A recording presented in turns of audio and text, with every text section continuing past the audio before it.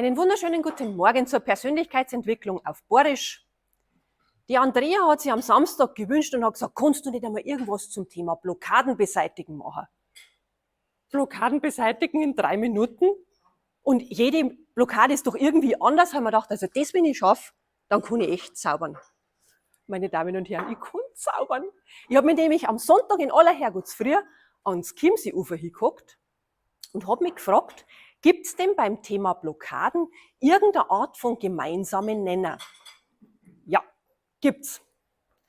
Also, stell dir mal bitte das Thema, das du gerade hast, deine Blockade, als so eine ganz breite Straßensperre vor, so eine ganz breite mit diesen rot-weißen Absperrungen.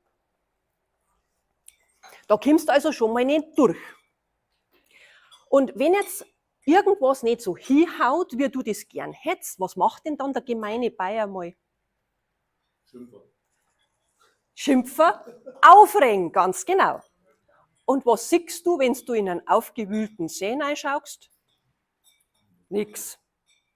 Also Regel Nummer 1, schon mal ganz wichtig, die Seeoberfläche bzw. deine Gefühle und dich selber beruhigen. Jetzt schauen wir uns einmal deine Straßensperre genauer an. Jeder hat so seine im Hinterkopf. Was war denn, wenn du jetzt so ohne Rücksicht auf Verluste durch diese Straßensperre einfach mal so durchprescht? Du darfst dich in irgendeiner Form verletzen. Also mit dem Kopf durch die Wand ist schon mal keine Option. Wenn wir etwas probieren und es haut nicht hin, dann gehen wir gerne mal zu dem über, dass wir es ein bisschen anders mal probieren. Das ist, wie wenn du bei deiner Straßensperre versuchst, dich vorbei zu mogeln, möchtest aber auf dem Weg draufbleiben. Dass das nicht hinhaut, siehst du relativ schnell, weil hinter der Straßensperre der Weg ist ja auch gesperrt. Und das nicht ohne Grund. Also hockst du da hinten in dem Loch drin. Funktioniert auch nicht. Also wie machst du das richtig? Und jetzt brauchst du deine ganze Aufmerksamkeit. Nur ein kleines bisschen anders funktioniert nicht. Du brauchst einen völlig neuen Denkansatz. Also kein Kompromiss oder so irgendwas, sondern eine echte Alternative. Nur so kommst du um deine Straßensperre rum und kannst einen neuen Weg beschreiten. Und diesen neuen Weg findest du, meiner Erfahrung nach, meistens nicht alleine. Jetzt kommt die Krux.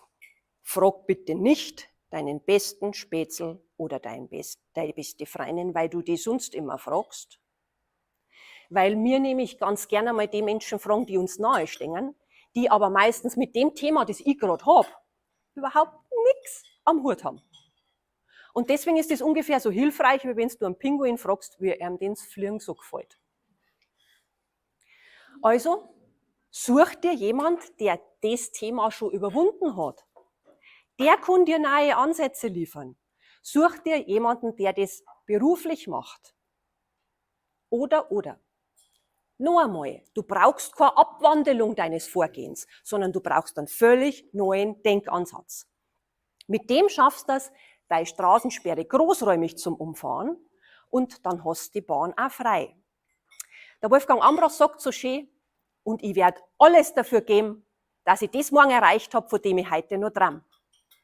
Eben, wer will, der kann.